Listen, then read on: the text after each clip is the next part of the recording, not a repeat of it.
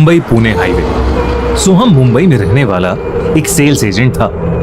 उसकी company real estate industry की एक बहुत बड़ी कंपनी थी। सोहम ने ये कंपनी कुछ ही महीने पहले ज्वाइन की थी, मगर उसकी लाइफ का गोल था ढेर सारे पैसे कमाना, इसलिए वो अपना काम बहुत मन लगाकर करता था। सोहम कुछ ही महीनों में ऑफिस का सबसे ज्यादा प्रॉपर्टीज बेचने वाला एम्प्लॉय बन गया था और उसका बॉस भी उसे ही ज्यादातर प्रोजेक्ट्स देने लगा था। सोहम ने ऑफिस में एक दोस्त भी बनाई थी, ऋतु। ऋतु भी सोहम की तरह एक सेल्स एग्जीक्यूटिव थी।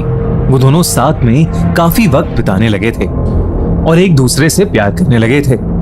एक दिन सोहम के बॉस ने उसे एक बहुत बड़ा प्रोजेक्ट दिया और उसे जल्द से जल्द वो प्रॉपर्टी बेचने को कहा। सोहम तुरंत ही उस प्रॉपर्टी के लिए बायर्स ढूंढने लगा।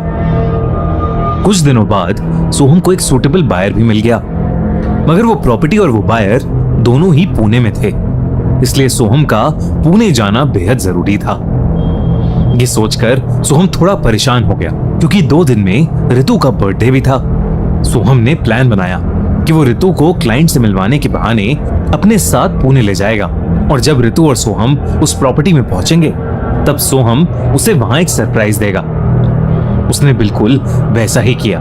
ऋतु के बर्थडे ईव पर सोहम उसे लेकर पुणे निकल गया।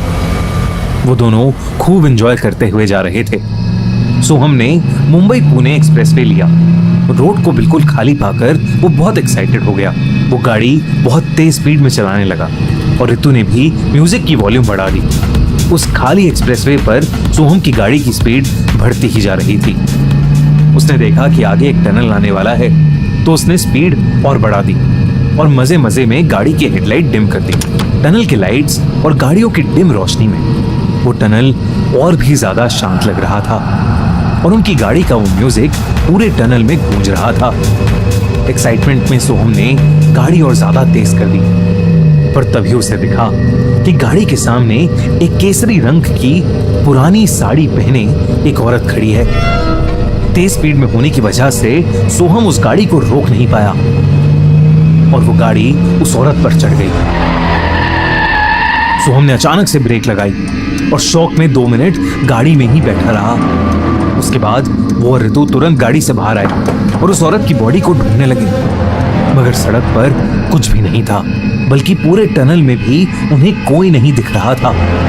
बस एक बहुत ही अजीब सी शांति थी। सोहम काफी परेशान हो गया, मगर ऋतु ने उसे शांत किया और कहा कि हो सकता है कि अंधेरे में उसे कुछ वहम हो गया होगा। वो दोनों ये बात कर ही रहे थे कि सोहम ने देखा 12 बज चुके थे। ऋतु का बर्थडे शुरू हो गया था।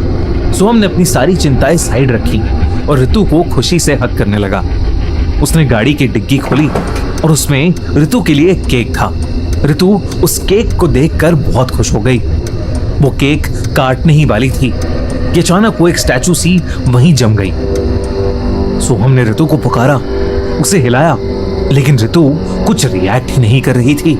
सोहम को कुछ समझ नहीं आया कि आखिर हुआ क्या, लेकिन जब उसने गाड़ी के साइड मिरर में देखा तो उसकी रूह कांप गई। उसे ऋतु के पीछे केसरी रंग की साड़ी पहने वही औरत खड़ी दिख रही थी जिस पर कुछ देर पहले सोहम ने गाड़ी चला दी थी। वो औरत खून से लथपथ थी और उसका पूरा चेहरा एक्सीडेंट की वजह से बिगड़ चुका था। उसके कंचे जैसी आंखों से वो ऋतु को घूरे जा रही थी। सबसे डरा देने वाली बात तो ये थी कि वो औरत असल में दिख ही नहीं रही थी, सिर्फ गाड़ी के साइड मिरर के शीशे में दिख रही थी। अचानक ऋतु का पूरा शरीर कपकपाने लगा। उसका चेहरा नीला पड़ गया और नाक, मुंह और आंखों से खून आने लगा। बिल्कुल ऐसा लग रहा था जैसे ऋतु पर किसी ने कब्जा कर लिया हो। वो सोहम की तरफ मुड़ी और बहुत ही डरावने तरीके से हंसने लगी। सोहम उसे देखकर बेहद घबरा गया और भागकर गाड़ी में बैठ गया। उसने गाड़ी स्टार्ट की और वहां से तुरंत निकल गया। उसे कुछ भी समझ नहीं आ रहा था कि आखिर उसके साथ अभी हुआ क्या है। वो डर के मारे गाड़ी चलाते हुए रोने लगा। उसने अपना फोन निकाला और तुरंत पुलिस को कॉल लगाया। इससे पहले कि वो किसी से कुछ कह पाता, उसने देखा कि वो गाड़ी चलाता हुआ वहीं पहुंच गया था जहां उसने ऋतु को छोड़ा था। ऋतु वहीं बैठी रो रही थी। ये देखकर सोहम को लगा कि शायद ऋतु अब ठीक हो गई थी। वो तुरंत गाड़ी से निकला और ऋतु को पुकारने लगा। ऋतु ने सोहम को देखा और तुरंत दौड़कर उसके गले लग गई। सोहम ने उससे पूछा कि आखिर उसे हुआ क्या था, मगर वो कुछ नहीं बोली।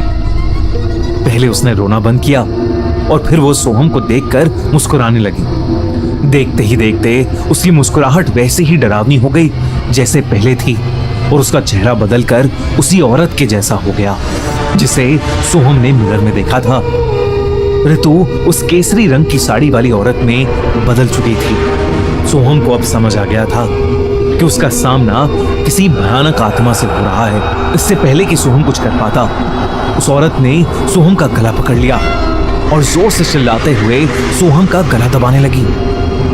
सोहम को अपनी छाती में भी बहुत तेज दर्द होने लगा, जैसे अंदर से कोई उसके दिल पर दबाव डाल रहा हो। तभी पीछे से आ रहा एक ट्रक रुका और ड्राइवर ने जल्दी से बाहर निकलकर सोहम पर एक पाउडर जैसी चीज डाल दी, जिसके बाद वो औरत वहां से कहीं गायब हो गई। सोहम ने देखा कि ऋतु गाड़ी के बैक साइड में उस सड़क पर बेहोश पड़ी है। ट्रक ड्राइवर ने सोहम से कहा कि उन्हें जल्द से जल्द उस टनल से निकलना चाहिए। उस ट्रक ड्राइवर की मदद से सोहम ने बेहोश ऋतु को गाड़ी में बिठाया और वो लोग उस टनल से बाहर निकले। उस ट्रक ड्राइवर ने तब सोहम को बताया कि उस टनल में, यानी भटन टनल में, एक पुरानी हिंदी फिल्म एक्ट्रेस की आत्मा भटकती है, जिसकी कई साल पहले उसी टनल में एक ट्रक एक्सीडेंट में बड़ी बेरहमी से मौत हुई थी।